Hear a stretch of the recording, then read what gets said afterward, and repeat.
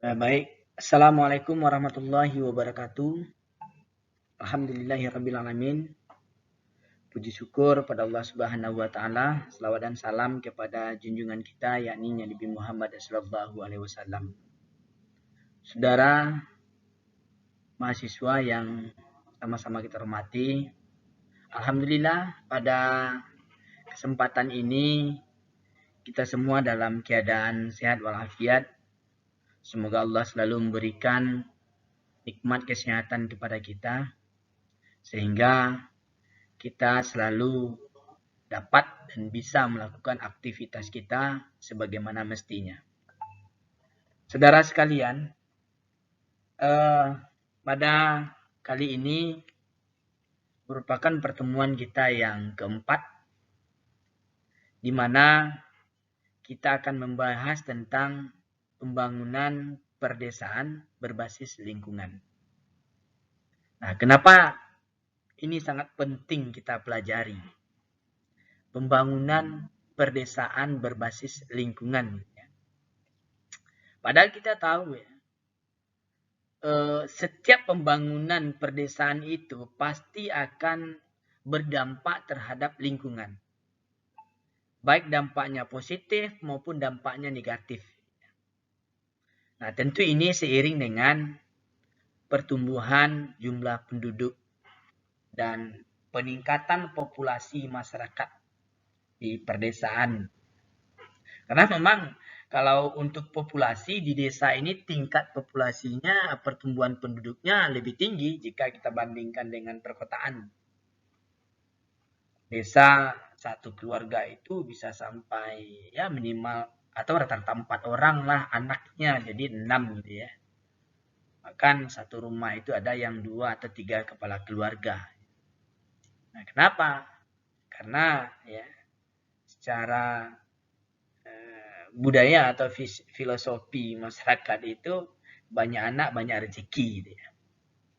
Nah, saudara sekalian, pembangunan perdesaan itu ya ini akan berdampak terhadap lingkungan. Nah, tadi saya juga sudah menyinggung gitu ya. Populasi penduduk atau peningkatan jumlah penduduk, nah ini akan mempengaruhi lingkungan. Nah, secara negatif, apa yang mempengaruhi lingkungan? Kerusakan yang terjadi pada lingkungan, misalnya ya, populasi jumlah penduduk itu suatu saat mereka akan membutuhkan tempat tinggal, maka mereka butuh perumahan. Butuh rumah, butuh lahan. Ya, lahan perumahan. Nah, maka sekarang seperti yang saudara ketahui bahwa sudah banyak lahan-lahan produktif dijadikan sebagai lahan pemukiman penduduk. Nah, ada lagi rawa.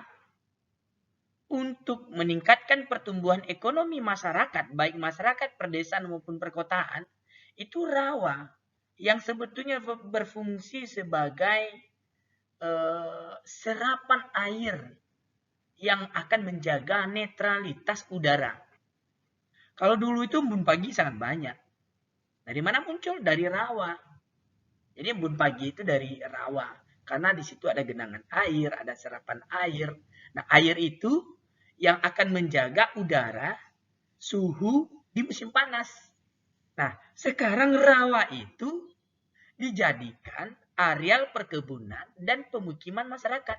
Banyak dibangun real estate, perumahan-perumahan. Nah, tentu ketika rawa itu sudah habis, sudah tidak ada lagi, maka embun pagi sudah habis. Coba lihat, mana ada kunang-kunang sekarang? Susah untuk melihat. Mana ada kupu-kupu? Susah untuk mencari kupu-kupu. Karena pengaruh tadi gitu ya.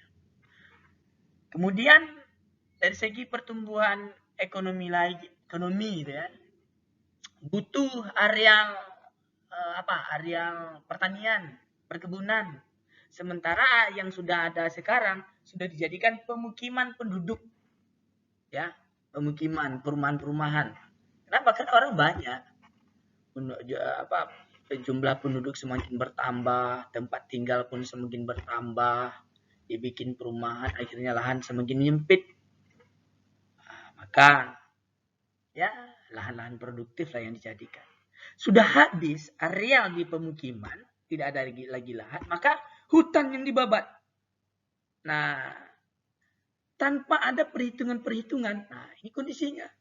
Coba saudara lihat, berapa banyak di media-media, baik media elektronik, TV, ya, media sosial, banjir bandang yang terjadi. Yang dibawa oleh air itu banyak ya.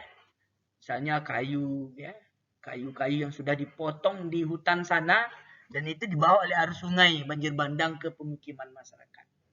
Nah, itu mereka lakukan dalam rangka aktivitas ekonomi, peningkatan pendapatan. Dibikinlah kebun sawit, lalu sebagai apa? Ditebanglah hutan. Hutan, tapi tidak ada reboisasinya. Atau diganti dengan sawit. Sawit itu jelas tanamannya itu yang rakus terhadap air. Sehingga terjadilah kekeringan, panas, dan segala macam. Tanpa kita memperhatikan dampaknya. Nah, ini perkembangan terkini yang perlu saudara pahami juga. Oke, saudara sekalian, kita kembali kepada materi kita. Sebelumnya, pada pertemuan ketiga, kita sudah membahas tentang desa itu sendiri. Ya. Tentang desa itu sendiri. Sudah kita bahas, saudara sekalian. Di mana di sana bahwa ada sekelompok masyarakat ya, dalam suatu wilayah, mereka berwenang mengatur diri mereka sendiri, ya, baik urusan kultur dan budaya maupun urusan administrasi pemerintahan. Nah, mereka menjaga nilai-nilai budaya, ikatan-ikatan tradisional mereka. Nah, dan ini dihargai, saling menghormati, ada etika yang ada di sana, ada ikatan-ikatan tertentu yang ada di sana. Inilah yang dikatakan dengan masyarakat desa. Ini sesuai dengan Undang-Undang Nomor 6 Tahun 2014. Nah, kita juga sudah mempelajari tentang desa secara kualitatif, di mana tingkat kesejahteraan sosial ekonomi masyarakat desa itu, ya, masyarakat desa itu lebih rendah jika kita bandingkan dengan masyarakat perkotaan. Dan itu sudah kita diskusikan. Apa sih indikator-indikator yang membuat ekonomi masyarakat desa itu lebih rendah dengan masyarakat perkotaan? Ya, persoalan edukasi, persoalan pendidikan, persoalan kultur dan budaya, ya, persoalan perilaku, ya, ini sangat penting yang kita pahami. Nah, kemudian ada lagi bahwa ternyata jumlah desa itu lebih banyak daripada jumlah kelurahan. Karena satu lurah itu terdiri dari beberapa desa. Nah, ini sih perlu kita pahami. Nah, saudara sekalian, kita masuk kepada materi kita. Ya. Di sini pertama kita harus mengetahui tentang kelompok desa berdasarkan kebijakan pembangunan. Kalau dalam slide saya, slide Bapak, ini ada 3 yang Bapak coba. Nah, ini kan coba kembangkan. Kelompok desa pertama, nah ini kebijakan pembangunan ya. Kelompok desa pertama itu desa yang cepat berkembang. Nah, bagaimana itu desa kok cepat berkembang?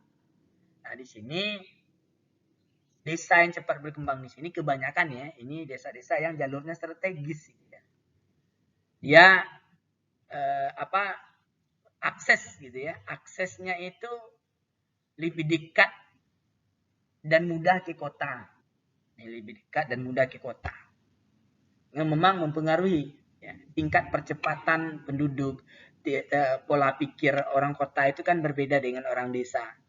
Kalau kota di sebelahnya maju, maka mereka juga ingin ikut-ikutan maju. Minimal mereka mengimitasi alur berpikir gitu ya, karakter segala macam. Nah,